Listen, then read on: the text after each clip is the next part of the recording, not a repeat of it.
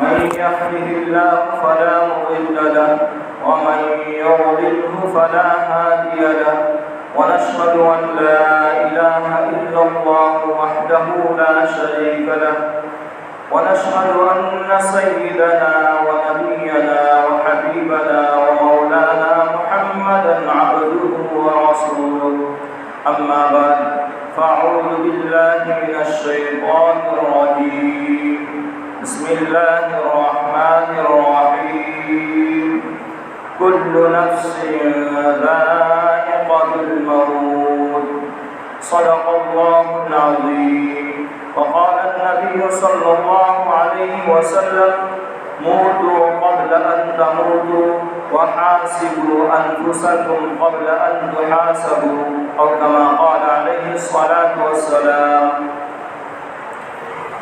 میرے محترم دوستوں بزرگوں اور میرے ایمانی بھائیوں، میں نے آپ حضرات کے سامنے ایک حدیث مبارکہ تلاوت فرمائی ہے. اس کے اندر اللہ کے نبی صلی اللہ علیہ وسلم نے فرمایا، اس کا لفظی ترجمہ اگر کرنے جائیں تو اس کا لفظی ترجمہ یہ ہوگا کہ تم مرنے سے پہلے مرو اور قیامت کے دن یعنی روز جزا کے دن حساب لیے جانے سے پہلے اپنی نفس کا جائزہ اور حساب لے لیا کرو. قرآن کریم کی جو آیت تلاوت کی گئی اس کے اندر بھی اللہ تبارک و تعالیٰ نے یہی مضمون ارشاد فرمایا ہے کہ کل نفس ذائقۃ الموت، کہ ہر نفس کو موت کا مزہ چکھنا ہے. ہر نفس یعنی جو بھی شخص دنیا کے اندر آیا اس کو موت کا مزہ ایک دن چکھنا ہے. اس شخص کو دنیا کے اندر سے ایک دن جانا ہے. اس بات میں کسی کا اختلاف نہیں، چاہے وہ یہودی ہو عیسائی ہو، سکھ ہو پارسی ہو، چاہے وہ ہندو ہو یا مسلمان ہو. اس بات میں کسی کا اختلاف نہیں کہ دنیا کے اندر جو بھی شخص آیا اس کو دنیا سے نہیں جانا.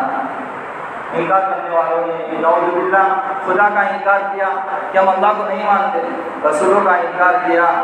ہر وقت اللہ کے تمام انبیاء آتے تھے، ان کی قومیں ان کو جھٹلایا کرتی تھی. کتابوں کا انکار کیا، تورات، زبور، انجیل، قرآن کریم کا انکار کیا. ہر چیز کا انکار کیا گیا، لیکن کسی نے آج تک موت کا انکار نہیں کیا. موت ضرور آنے والی ہے. جو بھی دنیا کے اندر آیا اس کو ایک نہ ایک دن ضرور موت کے منہ میں جانا ہے. یہ بات یقینی ہے، اللہ تبارک و تعالیٰ کا اٹل فیصلہ ہے. اور یہ بھی بات یقینی نہیں کہ موت کب آ جائے. موت کا کوئی وقت متعین ہے نہیں ہے کہ موت کب آ جائے. ایک لمحے کے بعد بھی موت آ سکتی ہے، ایک منٹ کے بعد بھی موت آ سکتی ہے، ایک ہفتے میں بھی موت آ سکتی ہے، ایک مہینے کے بعد بھی آ سکتی ہے، ایک سال کے بعد بھی، چند سالوں کے بعد بھی موت آ سکتی ہے. آج سائنس اور ٹیکنالوجی بامی عروج تک دور پہ عقل مند بہت بڑھ گئے، لیکن کوئی عقل مند آج تک یہ بتایا، سائنسدان نے یہ بتایا کہ اس کی موت اس وقت آئے گی، اس کی زندگی کے اتنے لمحات باقی ہیں، کوئی آج تک نہیں بتا سکا. اب ہمیں یقین ہے کہ موت ضرور آنے والی ہے، اور اس بات کا بھی یقین ہے کہ موت کا پتہ نہیں کب آ جائے. تو ایسے حالت میں اگر ہم نے زندگی گزاری اور ہماری زندگی غفلت کے اندر سے گزرتی رہی اور ایسا نہ ہو کہ ہمیں موت کا سامنا کرنا پڑے، یعنی ہماری موت قریب آ جائے اور ہم دنیا سے چلے جائیں اور گناہوں کی حالت میں چلے جائیں، تو ایسا نہ ہو کہ ہمارے گناہ کی وجہ سے ہم اللہ تبارک و تعالیٰ کی سختی اور عذاب کا ہمیں سامنا کرنا پڑے. اسی وجہ سے نبی اکرم صلی اللہ علیہ وسلم نے جو حدیث بیان کی گئی اس کے اندر فرمایا موتوا قبل ان تموتوا، کہ تم مرنے سے پہلے مرو. اس کے علماء نے دو مطلب بیان کیے ہیں. ایک مطلب تو یہ ہے کہ اپنی نفس کا جائزہ لیا کرو، مرنے سے پہلے اپنے نفس کا جائزہ لے لیا کرو کہ مجھے ایک دن ضرور مرنا ہے. ایک مطلب یہ لکھا ہے کہ جو نفس کے اندر جو معصیت، اللہ تبارک و تعالیٰ کی نافرمانی اور گناہ کی داعیات جو ابھرتے ہیں اس کے خلاف چلو، یعنی اپنے نفس کو دباؤ، رون دو، نفس کو مار ڈالو. اس کا ایک مطلب تو یہ لکھا ہے. دوسرا مطلب علماء نے یہ لکھا ہے کہ کبھی کبھی اپنی موت کو یاد کرتے رہا کرو. کہ میری موت ایک دن آئے گی، ایک دن ضرور مجھے اس فانی دنیا سے جا کر ہمیشہ ہمیشہ کی باقی رہنے والی آخرت کی زندگی کے اندر مجھے جانا ہے، اس کا استعداد کروں۔ یہ دنیا کی گھر کوٹھڑیاں، دنیا کے مال و متاع، پیسے، اولاد، سب سبزی سب دنیا کی سب ختم ہو جائے گی، اور بس صرف باقی رہ جائیں گے تو ہمیں مرنے کے بعد ہمارے اعمال باقی رہ جائیں گے اور آخرت کی لامحدود زندگی باقی رہ جائے گی۔ لیکن آج انسان کیا سمجھتا ہے؟ ہر جو ماں دیگر نیست کہ مجھ سے بڑھ کر دنیا میں طاقتور کوئی نہیں، بڑا کوئی نہیں ہے۔ جوانی کے بلبوتے پر انسان دنیا کے اندر چلتا ہے تو تکبر کے ساتھ چلتا ہے، حالانکہ اللہ تبارک و تعالیٰ نے قرآن عظیم میں فرمایا وَلَا تَمْشِ فِي الْأَرْضِ مَرَحًا، تو زمین میں اترا کر مت چل، وَلَن تَخْلُقَ الْجِبَالُ طُولًا، کہ تو ہرگز زمین کو پھاڑ نہیں سکتا اور پہاڑ کی بلندی تک ہرگز نہیں پہنچ سکتا۔ لیکن انسان اپنی جوانی کے بلبوتے پر اتراتا ہے، لوگوں پر ناحق ظلم کرتا ہے، اپنے بھائیوں کے مال کھا جاتا ہے، اپنے بھائیوں کو پریشان کرتا ہے، دنیا کے اندر رہنے والی مخلوقات کو پریشان کرتا ہے۔ یہ سب کیوں ہے؟ اپنی موت سے غفلت کی وجہ سے ہے۔ اپنے بھائیوں کو اپنے کندھوں پر لے کر جاتا ہے اور قبرستان میں جاتا ہے اور منو مٹی میں دبا کر آتا ہے، پھر بھی یہ سوچتا ہے کہ یہ واقعہ تو اس کے ساتھ پیش آیا ہے، میرے ساتھ کہاں آیا ہے، مجھے تو ابھی زندگی باقی ہے۔ ایسے میں اس کی غفلت میں زندگی گزر جاتی ہے۔ اسی وجہ سے نبی اکرم صلی اللہ علیہ وسلم نے ایک بہترین اور خوبصورت جملہ ارشاد فرمایا، نعمتان مغبون فیہما کثیر من الناس الصحۃ والفراغ، کہ دو نعمتیں ایسی ہیں دنیا کے اندر اللہ تبارک و تعالیٰ نے دو نعمتیں ایسی دی ہیں کہ ان دو نعمتوں کی طرف سے اکثر لوگ غفلت میں پڑے ہوئے ہیں۔ وہ دو نعمتیں کیا ہیں؟ ایک نعمت اللہ کے رسول صلی اللہ علیہ وسلم نے فرمایا الصحت، یعنی صحت کی نعمت۔ انسان کو اللہ تبارک و تعالیٰ جو تندرستی دیتے ہیں وہ تندرستی بہت بڑی نعمت ہے۔ بعض لوگوں کو مہلک بیماریاں لگ جاتی ہیں، ان سے پوچھیں کہ کیا حال ہے، پوری زندگی پریشان رہتے ہیں، تو اللہ کے نبی صلی اللہ علیہ وسلم نے کیا فرمایا؟ الصحت، یعنی صحت اور تندرستی یہ بڑی نعمت ہے اللہ تبارک و تعالیٰ کی۔ ان دو نعمتوں کی اور دوسری نعمت جو فرمائی وہ فراغت، فرصت، یعنی وقت کا مل جانا۔ تو جب انسان کو صحت ملتی ہے تو انسان یہ سوچتا ہے کہ ابھی تو فرصت کا زمانہ ہے، ابھی تو یہ صحت تو میرے ساتھ ہمیشہ رہنے والی ہے۔ اس کی وجہ سے انسان اپنی زندگی کو غفلت میں گزارتا ہے، حالانکہ صحت کے زمانے میں وہ اپنی زندگی اپنے پہاڑوں جیسے مجاہدات برداشت کر کے وہ اللہ سے قریب ہو سکتا ہے، آخرت کو بنا سکتا ہے، اور لوگوں کی خدمت کر کے اپنی آخرت کو اچھی کر سکتا ہے اور دنیا کو بھی اچھی کر سکتا ہے، اپنی جوانی کو کام میں لا کر عرش کا سایہ نصیب کر سکتا ہے۔ اللہ کے نبی صلی اللہ علیہ وسلم نے کیا فرمایا حدیث پاک میں کہ 7 لوگ عرش کے سایہ کے نیچے رہیں گے۔ اس میں سے ایک شخص فرمایا شاب نشأ فی عبادت اللہ، کہ ایسا جو نوجوان جو اپنی جوانی کو اللہ کی عبادت میں گزارے۔ آج ہم دیکھتے ہیں کہ ہماری جوانی کہاں گزر رہی، ہماری جوانی کہاں صرف ہو رہی، فالتو چیزوں میں، فالتو باتوں میں، اور دنیا کی عیاشیت میں، دنیا کے بیکار لہو و لعب میں ہم دیکھ رہے ہیں کہ ہماری جوانی کہاں گزر رہی۔ اللہ کے نبی صلی اللہ علیہ وسلم نے حالانکہ کیا فرمایا کہ بہترین کہ ایسا نوجوان جو اپنی جوانی کو اللہ کی عبادت میں گزارے اس کو عرش کا سایہ نصیب ہوگا۔ کل قیامت کے دن کوئی سایہ نہیں ہوگا عرش کے سائے کے علاوہ، اور عرش کے سائے کے اندر یہ 7 لوگ رہیں گے، اس کے اندر سے ایک ایسا نوجوان بھی جو اپنی جوانی کو اللہ کی عبادت میں گزارے۔ تو اللہ تبارک و تعالیٰ نے صحت دی ہے، جوانی کا عالم صحت کا زمانہ ہوتا ہے، تو اپنی زندگی کو، اپنی قیمتی لمحات کو اللہ کی عبادت میں گزارے، اللہ سے قریب ہوئے۔ انسان یہ سوچتا ہے کہ ابھی تو صحت ہے، میں کل اعمال کروں گا، پرسوں کروں گا، بعد میں کروں گا، ایسے سوچنے میں پوری زندگی اس کی گزر جاتی ہے، اور اس کو پھر اس کی صحت بھی نہیں ملتی، اور دوسری اللہ کے نبی صلی اللہ علیہ وسلم نے جو نعمت فرمائی وہ فراغت کا، یعنی وقت کا مل جانا۔ اللہ کے نبی صلی اللہ علیہ وسلم نے ایک حدیث میں یہ بھی فرمایا الحسن اسلام المرء ترکہ ما لا یعنیہ، کہ اسلام کی اچھائیوں میں سے ہے کہ وہ لا یعنی کو چھوڑ دے، یعنی ایک مسلمان کو اچھا مسلمان ہونے کی دلیل اور وجہ یہ بھی ہے کہ وہ لا یعنی کو چھوڑ دے۔ اب سوال یہ ہوتا ہے کہ لا یعنی کیا ہے؟ لا یعنی کس کو کہتے ہیں؟ لا یعنی ہر وہ کام اور ہر وہ بات جس میں نہ دنیا کا فائدہ ہو نہ آخرت کا فائدہ ہو، اس کو لایانی کہتے ہیں۔ امام ابو داؤد رحمۃ اللہ علیہ، جن کا نام سلیمان بن اشعث السجستانی رحمۃ اللہ علیہ ہے، یہ بہت بڑے اللہ والے تھے، بہت بڑے امام تھے۔ قرآن کے بعد جو 6 بڑی بڑی کتابیں ہیں، بخاری شریف، ابن ماجہ، ابو داؤد شریف، پھر ترمذی شریف، مسلم شریف، یہ 6 بڑی بڑی کتابیں ہیں۔ ان کے اندر سے انہوں نے اپنی کتاب ابو داؤد شریف کی تصنیف کی، اور اس کے اندر 4800 حدیث انہوں نے جمع کی۔ تو ابو داؤد رحمۃ اللہ علیہ، موسیٰ بن ہارون رحمۃ اللہ علیہ فرماتے ہیں کہ ابو داؤد رحمۃ اللہ علیہ کو اللہ پاک نے دنیا کے اندر حدیث کی خدمت کے لیے اور کل قیامت کے دن یعنی آخرت میں جنت کے لیے پیدا فرمایا۔ ایک اور بزرگ کے پاس ان کی ایک کتاب پہنچی ابو داؤد، تو فرمانے لگے کہ اللہ پاک نے ان کے اوپر حدیثوں کو اتنا نرم کر دیا، جیسا کہ داؤد علیہ السلام پر اللہ پاک نے موم کو، لوہے کو موم کی طرح بنا دیا تھا۔ اللہ پاک نے داؤد علیہ السلام کو ایک کاریگری دی تھی کہ لوہے کو وہ موم کی طرح یعنی پختر بنا دے، جس کو کہتے ہیں لوہے کا زیرہ بناتے تھے وہ۔ تو اللہ پاک نے ابو داؤد رحمۃ اللہ علیہ پر بھی حدیث کو موم کی طرح بنا دیا تھا۔ سہیل تشتری رحمۃ اللہ علیہ، جن کو ذو النون مصری رحمۃ اللہ علیہ کی صحبت حاصل ہوئی، ذو النون مصری رحمۃ اللہ علیہ بڑے اللہ والے تھے، اور سہیل تشتری بھی بڑے اللہ والے تھے۔ وہ فرماتے ہیں کہ میں ایک مرتبہ امام ابو داؤد رحمۃ اللہ علیہ کے پاس پہنچا اور میں نے کہا مجھے آپ سے ایک کام ہے۔ تو امام ابو داؤد رحمۃ اللہ علیہ نے فرمایا کہ سہیل آپ کو کیا کام ہے کہ آپ پورا کرو تو میں آپ کو بتاؤں گا کہ اگر پورا کرنے جیسا ہوگا تو میں پورا کروں گا۔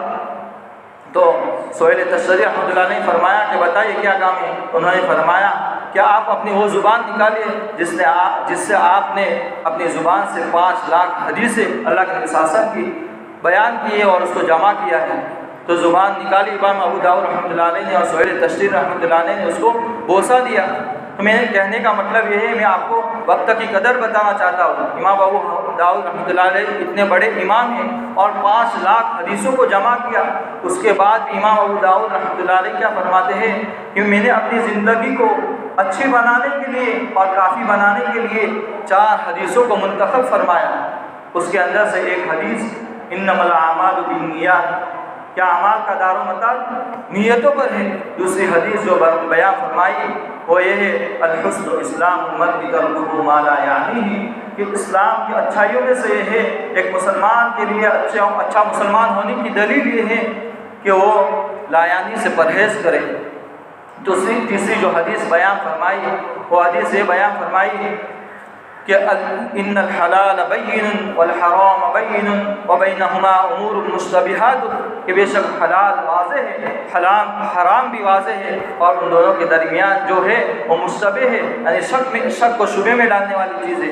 اور چوتھی حدیث جو بیان فرمائی وہ حدیث یہ فرمائی، اس کا عربی مطلب میں بھول رہا ہوں، اردو ترجمہ یہ ہے کہ مسلمان اپنے لیے جو پسند کرے وہ اپنے بھائی کے لیے بھی پسند کرے۔ ان 4 حدیثیں بیان فرمائی کہ 5 لاکھ حدیثوں میں سے، تو اس کے اندر سے یہ حدیث بیان فرمائی الحسن اسلام المرء ترکہ ما لا یعنیہ، کہ اسلام کی اچھائیوں میں سے یہ ہے کہ مسلمان لا یعنی کو چھوڑ دے۔ شاہ عبد العزیز رحمۃ اللہ علیہ فرماتے ہیں کہ یہ 4 حدیثیں بیان فرمائی، اس کے اندر سے پہلے حدیث انما الاعمال بالنیات، اپنے اعمال کو درست کرنے کے لیے ہے کہ انسان بعض مرتبہ عمل کرتا ہے تو لوگوں کو دکھلانے کے لیے عمل کرتا ہے کہ میں کیسا عمل کر رہا ہوں، لوگ مجھے دیکھے، واہ واہ کرے، اس کو شرک خفی کہا گیا۔ اللہ پاک قیامت کے دن ایسا عمل کرنے والے کو جہنم میں ڈال دیں گے کہ تیرے عمل کی مجھے کوئی ضرورت نہیں، تو نے میرے عمل میرے لیے تھوڑی کیا تھا، لوگوں کو دکھلانے کے لیے کیا تھا، ان سے تو بدلہ لے لے، میرے پاس اس کا کوئی بدلہ نہیں، اور اللہ تبارک و تعالیٰ جہنم میں ڈال دیں گے۔ دوسری حدیث جو بیان فرمائی اس کے پہلی تو نیت کی درستگی کے لیے، دوسری حدیث اپنے لمحات کو، اپنی زندگی کے اوقات کو قیمتی بنانے کے لیے، اور تیسری حدیث جو بیان فرمائی وہ اپنا حقوق العباد کے لحاظ سے ہے، یعنی بندے آپس میں ایک دوسرے کے حق کو ادا کریں۔ اور چوتھی حدیث جو بیان فرمائی وہ مشتبہ اور حرام چیزوں سے بچنے کے لیے بیان فرمائی، تاکہ مشتبہ اور حرام چیزوں سے بچ کر انسان اللہ تبارک و تعالیٰ سے قریب ہو جائے اور تقویٰ حاصل کرے۔ امام ابو حنیفہ رحمۃ اللہ علیہ نے بھی 5 लाख حدیثوں میں سے ان کے بیٹے امام حماد رحمۃ اللہ علیہ فرماتے ہیں کہ امام ابو حنیفہ رحمۃ اللہ علیہ جو ہم سب کے امام ہیں، کون سے ناواقف ہے امام ابو حنیفہ رحمۃ اللہ علیہ کی ذہانت اور تقوی اور پرہیزگاری اتنی اعلیٰ درجے کی تھی کہ کسی کا وضو کا پانی ٹپکتے ہوئے دیکھتے تو بتا دیتے تھے کیا اس کا کون سا گناہ دھل رہا ہے، ایسے بتاتے تھے۔ تو امام ابو حنیفہ رحمۃ اللہ علیہ نے بھی 5 لاکھ حدیثوں کو جمع کیا اور اس کے اندر سے 5 ہی حدیثوں کو اپنی زندگی کو کافی اور صحیح اور جنت کو پانے کے لیے 5 ہی حدیثوں کو منتخب فرمایا۔ اس میں سے یہ 4 حدیثیں جو آگے بیان کی گئی، اور ایک حدیث المسلم من سلم المسلمون من لسانه ویدہ، کہ مسلمان کے سچے پکے مسلمان ہونے کی دلیل یہ ہے کہ اس سے دوسرے مسلمان اس کی زبان اور ہاتھ سے محفوظ رہیں۔ دوسرے مسلمان اس کی زبان اور ہاتھ سے محفوظ رہیں گے تو دنیا کے اندر امن شانتی پیدا ہوگی۔ تو میرے کہنے کا مقصد یہ ہے، جو مجھے بات کرنی ہے وہ بات وقت پر اللہ کے نبی صلی اللہ علیہ وسلم نے 2 نعمتیں بیان فرمائی، الصحہ اور دوسری الفراغ، یعنی صحت اور فراغت کا وقت۔ ہمارے بزرگان دین نے اپنے وقت کو کتنا قیمتی بنایا۔ اگر ہم دیکھنے جائیں تو ایک تاجر ہوتا ہے تو اس کا مقصد تجارت ہوتی ہے، ایک حکمران ہوتا ہے تو اس کا مقصد حکمرانی ہوتی ہے، لیکن ایک مسلمان کا مقصد بحیثیت مسلمان اس کا مقصد آخرت ہونا چاہیے، اس کا دھیان ہمیشہ آخرت کی طرف رہنا چاہیے۔ ایک تجارت کرنے والا تاجر تجارت کرتا ہے تو اپنے تجارت کے وقت میں دوسرے کاموں میں مشغول نہیں ہوتا، اس لیے کہ اس کی تجارت کے اندر اس کو نقصان نظر آتا ہے۔ ایک حکمرانی کرنے والا اپنے آفس پر جانے کے وقت میں دوسرے کاموں میں مشغول نہیں ہوتا، اس لیے کہ نقصان ہو جائے گا اس کا۔ اور لیکن آج مسلمان کا عجیب حال ہے، مسلمان اتنی غفلت میں پڑے ہوئے ہیں کہ نہ پوچھو، کہ مسلمان اپنے آخرت کو اور اللہ کو بھلا دیا، آخرت کو بھول گئے، اللہویات میں ایسے مشغول ہو گئے کہ بس اپنی موت سے بیزار، اللہ تبارک و تعالیٰ سے دور، اللہ کے نبی صلی اللہ علیہ وسلم کی سنتوں سے دور، اور ہمیں موت کا کبھی بھی دھیان نصیب نہیں ہوتا۔ اس لیے ہم اپنی زندگی کے لمحات کو صحیح بنائیں۔ آج کل دیکھا جاتا ہے کہ کرکٹ، فٹ بال اور ٹی وی، اور ہمارے اب تو جیبوں میں ٹی وی آ گئی، ہماری سب کی نظر ایک منٹ کے اندر ہم اپنے موبائل میں مشغول رہتے ہیں۔ ایک منٹ کے بعد دیکھتے ہیں کہ میسج تو نہیں آیا، کسی کا فون تو نہیں آیا، اور ہماری نمازوں کے اندر بھی باہر کی طرف دھیان جاتا ہے نہ۔ اولاً تو موبائل کی وجہ سے اور کرکٹ اور فٹ بالوں میں مشغول ہونے کی وجہ سے ہماری جماعتیں چھوٹ جاتی ہیں، جماعت تو درکنار، ہماری نمازیں بھی چھوٹ جاتی ہیں۔ ہم جمعہ کی نماز میں بھی آتے ہیں تو ہماری دھیان اللہ کی طرف نہیں ہوتا، باہر ہوتا ہے، حالانکہ اللہ تبارک و تعالیٰ نے ہمیں دنیا کے اندر کس لیے بھیجا، کس مقصد کو لے کر بھیجا۔ اللہ پاک قرآن میں فرماتے ہیں، تبارک الذی بیدہ الملک وہو علی کل شیء قدیر الذی خلق الموت والحیاۃ لیبلوکم ایکم احسن عملا، کہ بابرکت ہے وہ ذات تبارک الذی بیدہ الملک جس نے پوری دنیا کی کاریگری ملک کو بنایا، تبارک الذی بیدہ الملک وہو علی کل شیء قدیر، اور وہ ہر چیز پر قادر ہے، دنیا کے ہر چیز پر قادر ہے۔ اللہ تبارک و تعالیٰ اگر پکڑنا چاہے تو انسان کو پکڑ سکتا ہے، انسان زمین پر گناہ کرے تو اس کو زمین میں دھسا سکتا ہے، آسمان کو پھاڑ کر اس کے اوپر برسا سکتا ہے، ستارے ٹوٹ کر اس کے اوپر گر سکتے ہیں، لیکن اللہ تبارک و تعالیٰ کتنے مہربان ہیں، غفور الرحیم ہیں کہ اللہ تبارک و تعالیٰ ہم سب پر کتنا احسان کرتے ہیں، اس کے بعد بھی ہم سب کو اللہ تبارک و تعالیٰ کیسی نعمتیں کھلاتے ہیں۔ ہم سوچے دسترخوان پر کتنی نعمتیں ہوتی ہیں، ارے دسترخوان پر نعمتیں نہ ہو پھر بھی اللہ تبارک و تعالیٰ ہمارے اندر خون کا نظام، پیشاب کا نظام، پاخانہ کا نظام کیسا چلا جائے۔ ایک دن اگر پیشاب نہ ہو تو پتہ چل جائے کہ اللہ تبارک و تعالیٰ کی وہ کتنی بڑی نعمت ہے۔ کسی کے پاس آنکھ نہیں ہوتی تو پتہ چلتا ہے، اس کو پوچھو کہ آنکھ کی نعمت کیا ہے۔ تو اللہ تبارک و تعالیٰ نے قرآن میں فرمایا کہ ایکم احسن عملا، کہ ہم نے تم کو موت اور حیات دی، یعنی زندگی اور موت کو اس لیے پیدا کیا کہ تاکہ تم میں سے کون اچھا عمل کر کے آئے۔ زیادہ اکثر و عملہ نہیں فرمایا، احسن و عملہ فرمایا کہ تم میں سے کون اچھا عمل کر کے آتا ہے۔ تو کہنے کا مقصد جو پہلے اللہ کے نبی صلی اللہ علیہ وسلم نے یہ حدیث بیان کی گئی، اس سے پہلے کہ اللہ کے نبی صلی اللہ علیہ وسلم نے 2 چیزوں کو غنیمت سمجھنے کا ارشاد فرمایا، اس کے اندر سے ایک فرمایا نعمتان مغبون فیہما کثیر من الناس الصحۃ والفراغ، کہ دو نعمتیں ایسی ہیں کہ اکثر لوگ اس کی طرف سے غفلت میں ہیں، وہ ایک صحت کا اور تندرستی کا زمانہ ہے، اور دوسرا فراغت اور فرصت کا زمانہ ہے۔ اللہ پاک اگر کسی انسان کو فرصت کا وقت دیتے ہیں اور وہ اس کو غنیمت نہیں سمجھتا تو اللہ تبارک و تعالیٰ اس کو دنیا کے اندر پھانس دیتے ہیں۔ اللہ کے نبی صلی اللہ علیہ وسلم کی حدیث ہے کہ کوئی شخص دنیا سے بیزار رہتا ہے تو اللہ تبارک و تعالیٰ اس کی جوتیوں میں دنیا کو ڈالتے ہیں، اور اگر کوئی شخص دنیا کے پیچھے بھاگتا ہے پورے دن، ہائے مال ہائے پیسہ ہائے دنیا، تو اللہ تبارک و تعالیٰ اس کے اوپر دنیا کو مسلط کر دیتے ہیں، اس سے سکون چھین لیا جاتا ہے۔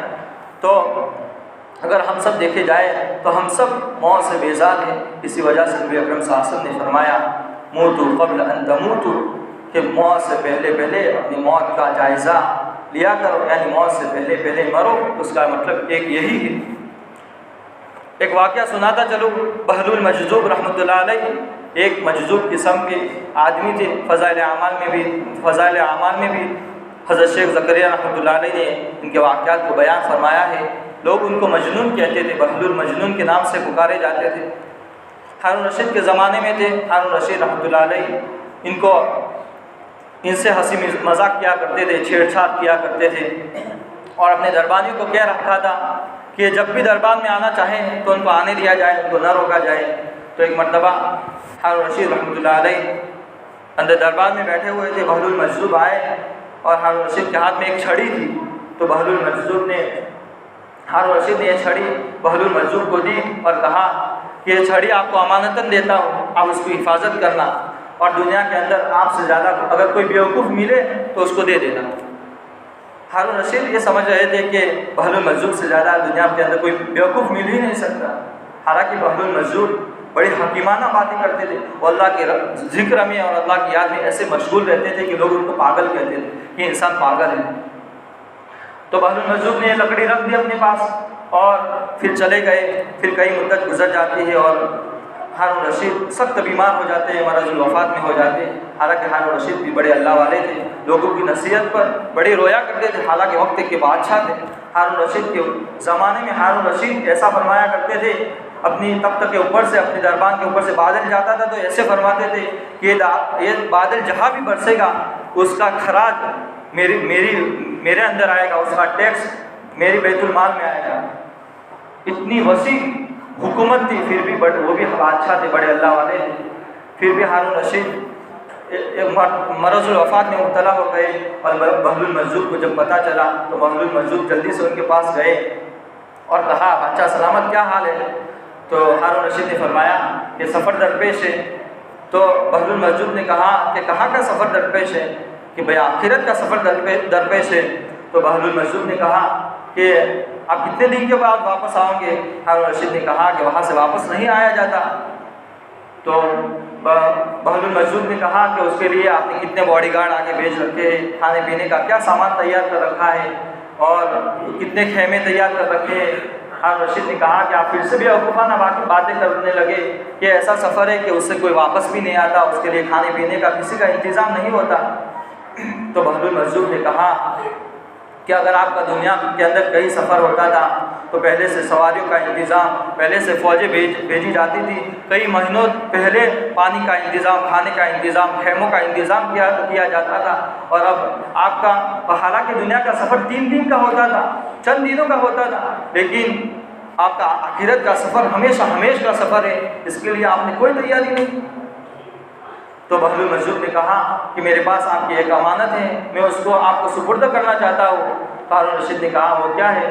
کہ میرے پاس ایک چھڑی ہے، آپ نے مجھے دی تھی، اور یہ کیا کر دی تھی کہ آپ سے زیادہ دنیا کے اندر کوئی بیوقوف ملے تو اس کو یہ دے دینا، یہ چھڑی دے دینا، مجھے آپ سے زیادہ کوئی بیوقوف نہیں ملا، اس لیے کہ دنیا کے سفر کے لیے تو کئی تیاریاں کی جاتی تھی اور آخرت کے سفر کے لیے کوئی تیاری نہیں۔ تو ہارون رشید ان کی یہ حکیمانہ بات سن کر رونے لگے کہ بہلول مجنون، ہم آپ کو مجنون سمجھتے تھے، حالانکہ واقعات ہم ہی مجنون تھے۔ بہلول مجذوب نے جو یہ بات فرمائی وہ نبی اکرم صلی اللہ علیہ وسلم کی ہی ایک بات ہے، یعنی حدیث کی روح سے ہی ایک بات فرمائی۔ اللہ کے نبی صلی اللہ علیہ وسلم نے فرمایا القیس من دان نفسه وعمل لما بعد الموت والعاجز من اتبع نفسه هواها وتمنى على الله۔ اللہ کے نبی صلی اللہ علیہ وسلم نے فرمایا کہ عقل مند وہ شخص ہے. آج کل دنیا میں عقل مند کس کو سمجھا جاتا ہے؟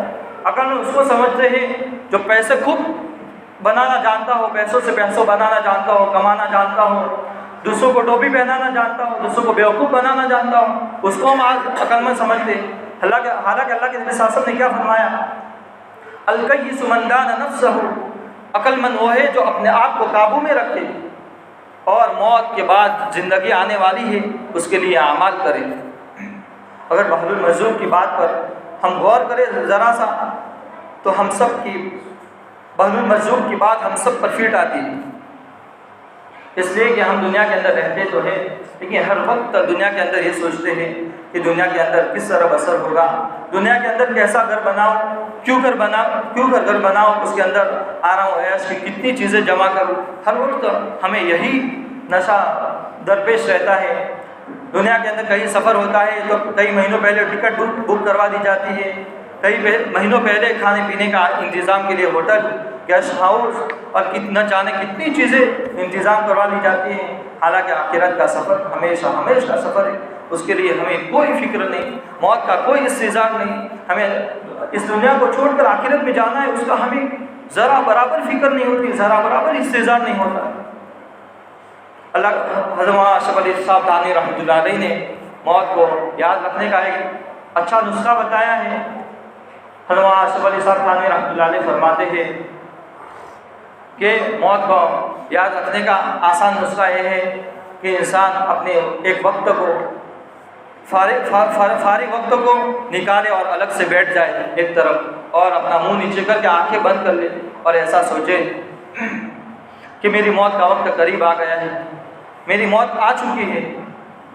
اور پھر ایسا سوچے کہ پھر میری موت آ گئی اور میرے عزیز و اقارب میرے غسل کا سامان تیار کر رہے ہیں، مجھے غسل بھی دیا جا چکا اور اب کفن پہنا رہے ہیں، کفن پہنایا جا چکا اور مجھے چارپائی میں رکھا گیا اور چارپائی میں رکھ کر میرا گھر سے جنازہ اٹھایا گیا. ایسا سوچے، ایک مرتبہ سوچنا، اگر رونا آئے گا ضرور آئے گا، ایک مرتبہ نہیں تو دوسری مرتبہ اس میں ضرور رونا آئے گا. ایسا سوچے کہ مجھے مرنا ہے.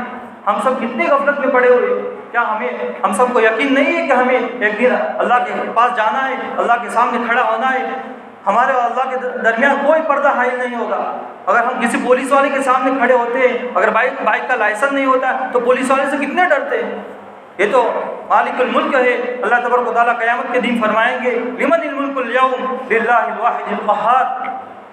تمام مخلوقات کو اللہ تبارک و تعالیٰ دنیا کے اندر مار دیں گے.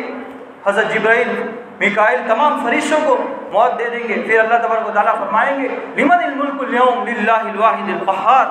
آج کس کی حکومت ہے بتاؤ، بڑے بڑے بادشاہ بتاؤ کس کی حکومت ہے. اللہ کے اور ہمارے درمیان کوئی ذرا برابر فاصلہ نہیں رہے گا اور ہم اللہ کے سامنے کیا جواب دیں گے؟ ایک گھٹ پانی کا بھی حساب نہیں دے سکتے. ہم کتنے غفلتوں میں ہیں. ہماری نمازوں کا ہم نمازوں کی بالکل پابندی نہیں کرتے. ہمارے عقائد کیسے ہیں؟ کم از کم ہم 5 وقت کی نماز تو جماعت کے ساتھ پڑھ لیا کریں. ہم اتنے غافل اور ہم اتنے بیزار نہ ہو جائے کہ ہمیں اللہ سے ملاقات نہیں کرتے. ہم اللہ کو پہچانیں اللہ کتنے بڑے ہیں. تو اشرف علی صاحب تھانوی رحمۃ اللہ علیہ فرماتے ہیں کہ کیا مجھے ایسا استظہار کرے کہ مجھے جنازے کے اندر رکھا گیا اور قبرستان لے جایا گیا، اب میری نماز جنازہ پڑھی جا رہی ہے. انسان مخلوق کو معلوم رہتا ہے، مردہ کو معلوم رہتا ہے کہ میری نماز جنازہ پڑھی جا رہی ہے. حدیث کے اندر ہے کہ مرنے والا سنتا ہے، جو بھی بات کہی جاتی ہے اس کو سنتا ہے. احادیث میں حضرت عائشہ کی رضی اللہ تعالیٰ عنہ کی حدیث ہے اور عبداللہ بن عمر رضی اللہ تعالیٰ عنہ سے بھی مروی ہے کہ مردہ سنتا ہے. تو جب ایسا سوچے کہ میری نماز جنازہ پڑھ لی گئی اور اب مجھے قبر کی کوٹڑی میں رکھ دیا گیا، من و مٹی میں مجھے دبا دیا گیا، اب میں اندھیرے میں اکیلا ہوں اور منکر نکیر آئے اور مجھ سے سوال و جواب کیا. اس کے بعد میدان حشر قائم ہو گیا اور سب لوگ پسینے میں شرابور ہے، میرے سر کے ایک بالش کے اوپر سورج ہے اور سخت گرمی ہے، لوگ پسینوں میں شرابور ہیں. اور پھر لوگ اپنے انبیاء کے پاس جاتے ہیں تاکہ جلدی حساب شروع ہو جائے اور پھر ایسا سوچے پھر جنت و جہنم کا پل صراط کا سب معاملہ ہو چکا. روزانہ صبح میں اٹھے اور صبح میں فجر کی نماز کے بعد ایسے میں وقت نکالے اور ایسا سوچے تو انشاءاللہ ہمیں موت کا انتظار رہے گا. ہم پھر ملازمت کے لیے جائیں, دنیا کے اندر جائیں تو اللہ سے دعا کرے, یا اللہ تو میری مدد فرما کہ مجھ سے کوئی گناہ نہ ہو جائے, اور میں روزانہ دنیا کے اندر رہوں, جب تک رہوں تو موت کے انتظار کے ساتھ رہوں, اللہ تیری یاد کے ساتھ رہوں, میں موت سے اور آخرت سے بیزار نہ ہوں. ایسا سوچے, پھر ایسا سوچ کر دنیا کے اندر جائیں گے, دنیا کی ملازمت کے اندر جائیں گے تو انشاءاللہ ہمیں اللہ کا دھیان نصیب ہوگا, اور ہم نمازوں کی بھی پابندی کریں گے, اور موت کی بھی فکر کریں گے, موت کا انتظار رکھیں گے. تو ہمیں موت کا انتظار رکھنا ہے, موت کو یاد کرنا ہے. ایک اور نسخہ بتاتا چلو اور اس کے بعد اپنی بات کو ختم کروں. امام غزالی رحمۃ اللہ علیہ نے بھی ایک بہترین بات فرمائی, اور مفتی تقی صاحب رحمۃ اللہ علیہ آج بڑے عالم ہیں, دنیا کے اندر سب سے بڑے عالم ہیں, وہ بھی اپنا نسخہ لکھتے ہیں کہ امام غزالی رحمۃ اللہ علیہ نے ایک نسخہ بتایا, اس سے بڑھ کر کوئی اکثر اور جامع نسخہ نہیں ہو سکتا, کہ صبح کو ہم اٹھے تو 4 کام کرنے ہیں. سب سے پہلے اٹھے تو اٹھ کر یا فجر کی نماز کے بعد اپنے نفس سے مشاہدہ کرے, یعنی شرط لگائے کہ آج تمام فرائض کو, سنن کو اور نوافل کو ادا کروں گا, اور اللہ کے بھی حقوق ادا کروں گا, بندوں کے بھی حقوق ادا کروں گا, اور اس کے خلاف میں کچھ بھی نہیں کروں گا. اس کے بعد جب ملازمت کے لیے جائے تو مراقبہ کرے, کہ سوچے ملازمت کے لیے, کام کے لیے دکان میں بیٹھے تو میں نے صبح میں شرط لگائی اللہ سے اور اپنے نفس سے, اس کے خلاف تو کوئی کام نہیں ہو رہا. اگر خلاف کام ہو رہا ہے تو اس کو صحیح کرنے کی کوشش کریں. پھر جب رات کو گھر آئے تو رات کو سونے سے پہلے اپنا محاسبہ, یعنی پورے دن کا حساب لے کہ میں نے کیا بات کہی, کیا کام کیا, اور کوئی نفس کے خلاف اور اللہ کے حکم کے خلاف کوئی کام تو نہیں کیا. اگر کوئی کام کیا ہے تو نفس کو جو سزا متعین کرے کہ 8 رکعت پڑھوں گا اور یہ کام کروں گا, نفس کو ایسی سزا دے کہ نفس پر بوجھ پڑے. تو اس کے بعد نفس کو سجا دے. اگر اچھا کام ہوا ہے تو اللہ کا شکر ادا کرے, اور اگر ہم سے گناہ اور غلطی ہو گئی ہے تو اللہ سے معافی مانگے. تو کیا 4 کام کرنے. سب سے پہلے اٹھ کر نفس سے شرط لگانا ہے کہ اللہ کے حکم کے مطابق چلوں گا. دوسرا, اپنے ملازمت کے لیے جائے تو اپنے آپ کا, اپنے نفس کا مراقبہ کرنا ہے کہ میں نفس کے خلاف اور اللہ کے حکم کے خلاف تو کوئی کام نہیں کرا. تیسرا, رات کو آ کر حساب لینا ہے پورے نفس. دکان سے آتے ہیں, دکان کا حساب لیتے ہیں سب ساتھی, ایسے حساب لینا ہے. اور اگر کوئی سزا ہو گئی, نقصان ہو جاتا ہے تو انسان اس کو دور کرنے کی کوشش کرتا ہے. اسی طرح اگر گناہ ہو گیا ہے تو اس کی سزا دے, یعنی 8 رکعت پڑھوں گا, 100 روپیہ نکالوں گا, پھر سے گناہ ہو جائے 150 روپیہ, تاکہ نفس کو بوجھ معلوم ہو تو نفس سیدھا ہو جائے گا. اللہ تبارک و تعالیٰ ہم سب کو موت سے پہلے موت کی تیاری کرنے کی والا بنائے اور آخرت کی فکر نصیب فرمائے. آمین. وآخر دعوانا الحمدللہ رب العالمین. جو ساتھی کوئی سنت باقی سنت ادا